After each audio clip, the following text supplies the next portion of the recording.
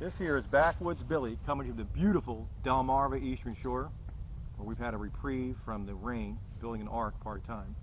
We've had, what, over 3 weeks of straight rain? Yeah. With 1 day break, and then we had rain again, and because of hail, we didn't have hail.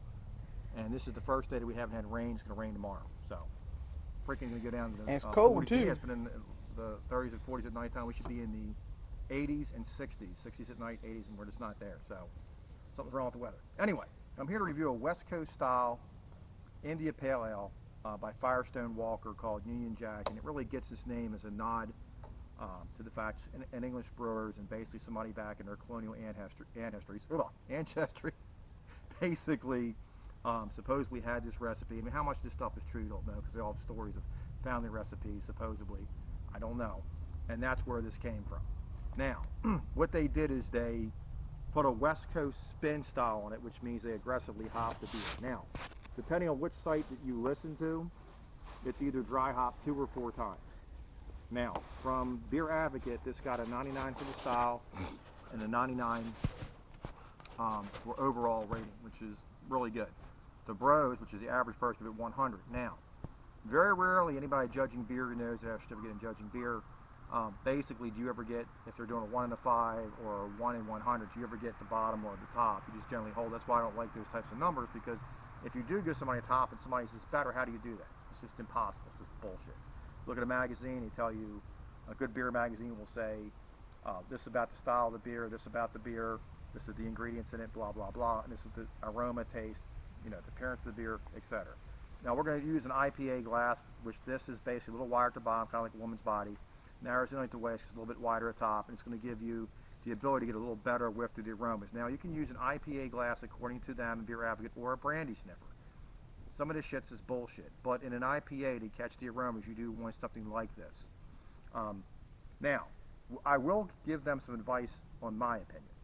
Nowhere on here does it tell you what the IBUs are, which are 75. Looked it up online, which is kind of a pain. And it's 7.5% alcohol by volume. That's actually on here. That's not on there. There is a best by date, but I feel that it's not necessary, but it's nice to have it on there. Just my opinion. But I had a coach when they trapped the aromas in. It's a little bit windy. Pop top. Now, again, you can make crafts with these, and it's good brand. Anybody's going to start their own brewing company. And we have on here Lions, Bears, and Beers. Now, from the bottle, get grapefruit, citrus. Very little doughiness from this, mainly grapefruit, citrus, and a very little hint of pine. Sorry, I was being attacked by a swarm of the state bird. We call it the state bird, you know. This area, the Delmarva, Eastern Delaware, Virginia, is known for a lot of mosquitoes. Now, I saw mixed reviews on the head, so it didn't have head. Very, very good head, and it's very easily just tilted up. And I don't even have to do that to get a head on this, but say if you want more, it's all the same. I told the appropriate time it's a little bit higher. Stays for a long time. Yes, it says good head retention. Now, this is like an apricot color, more towards the gold, like a light apricot or a dark gold, depending where you want to peg it.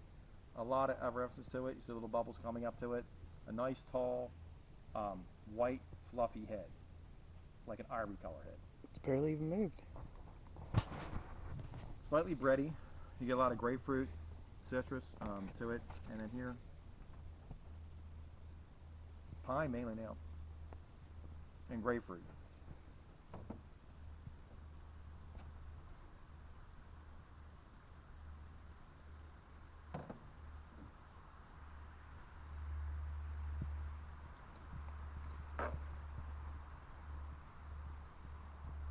Mouthfeel on this is going to be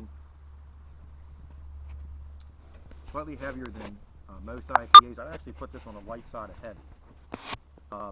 It's got a good mouthfeel to it.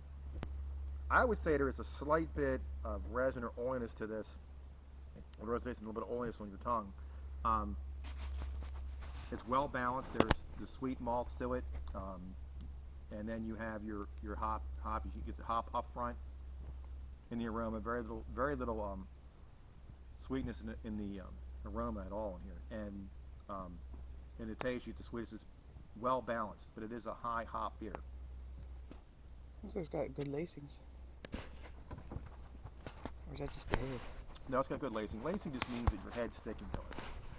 Oh. In wine, they would call it legs, meaning that if you took the wine glass, you go like this and spin it, and as it runs down, if it stays, it's called legs. And you want to kind of have a little bit of legs to the wine, so Okay. a little more viscosity to it. Now, finishes a little bit dry too on here. So at the end, it finishes dry. This to me is a good beer as far as food pairing goes. With this would be, again, with an IPA, is going to be like a ribeye steak, porterhouse steak, a filet mignon wrap, which we do a lot of filet mignon wrapped in bacon. You could also get away with seafood if, in my opinion, if you do the seafood with the steak. So if you do the filet mignon with lobster tail or shrimp, So surf and turf. yeah, like surf and turf, that would work well. That's my opinion. Use with seafood, you want something sweet. Now, another thing you could do that we do is the snow crab legs, and we do the crab seasoning. I actually add some brown sugar, dip them in butter. I coat them with butter on the outsides or grilling them. I cook the crab legs on the grill. Whose Well, idea was the inside, brown sugar? brown That sugar's was mine. mine. No, Don't even try No, it. that was mine. That was I'll mine. give you credit where credit's due, but that was mine. Yeah, 'Cause right. I like sweet and hot, and it came out really well. Now, ever since then, that's the way I've done it. We did that back in Annapolis and doing it since then. You're But so full of bull. I'll give you credit for your recipes. I'll take credit for mine. You do it as mine. You know one. No. Now, to hesitate a little, to get a little more of the aroma, a slight bit of deliness, more coming to it, and you get a little bit of sweet malts. A lot of grapefruit and citrus with this coming through, and you do get a slight bit of pininess to this.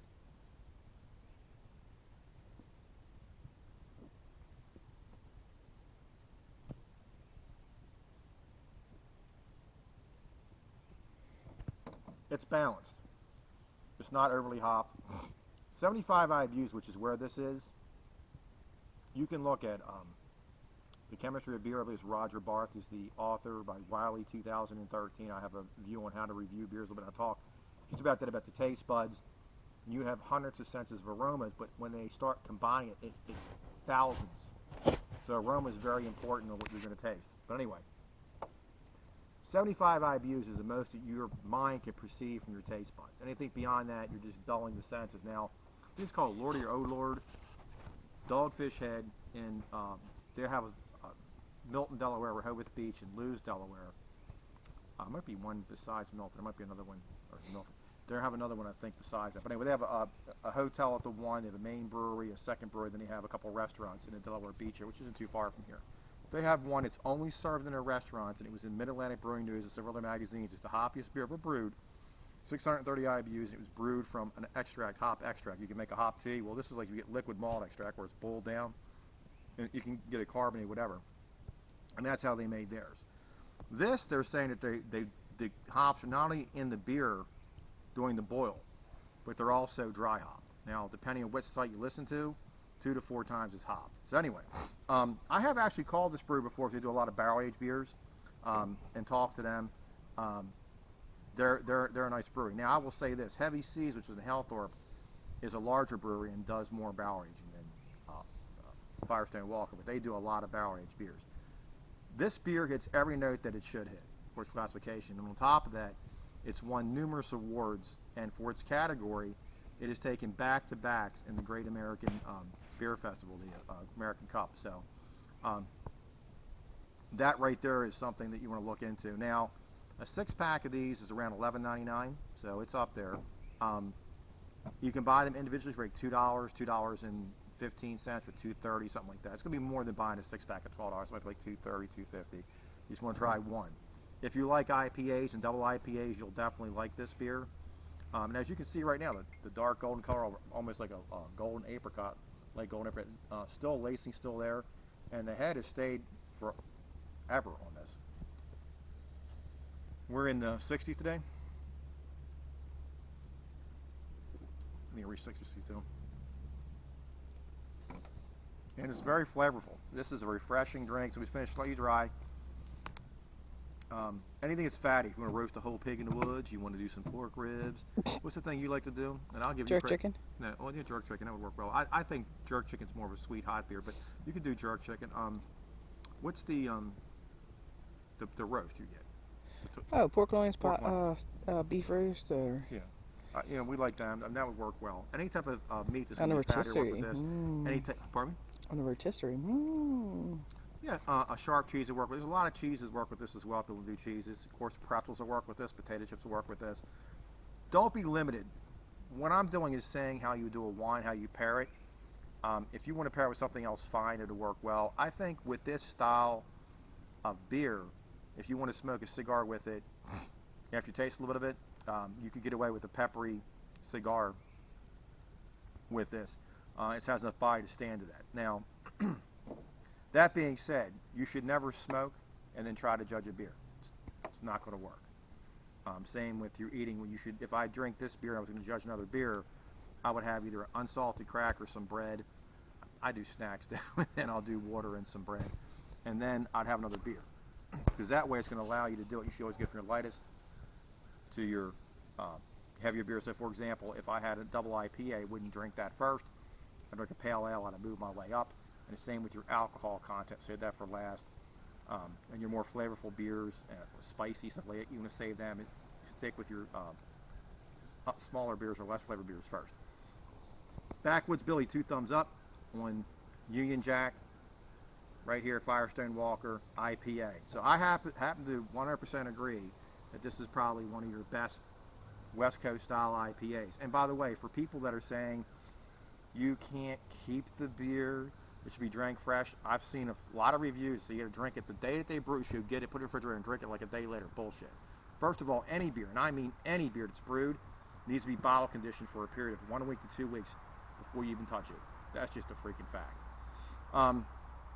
Secondarily, an IPA or double IPA or West Coast IPA, the only thing you're going to do is mellow the hops out a little bit, not to any great extent. These types of beer, not even this style. Legentis IPA is probably the closest thing to a British IPA. Was meant to travel from England to the colonies, mainly India. So the journey and the thing was meant to last for 90 days for God to preserve the beer. That's where that all came from. So don't fall into all this category. Will an IPA, if I get one today and drink it from the liquor store, and I save one for 30 days down the thing, will it be as hoppy? Probably is not. You know what I'm saying? But it's not going to be detectable to most people. 90 days down the road, it should be pretty close. That's just a fact. And I guarantee you that most people that are doing videos could not tell from a beer that was brewed on a shelf that came in from the liquor store to be sold today and one that was 90 days old. They could not tell. And all you do is going to marry it a little bit better, because it's going to be in there, all the flavors can combine. So Backwoods Billy, 2 thumbs up.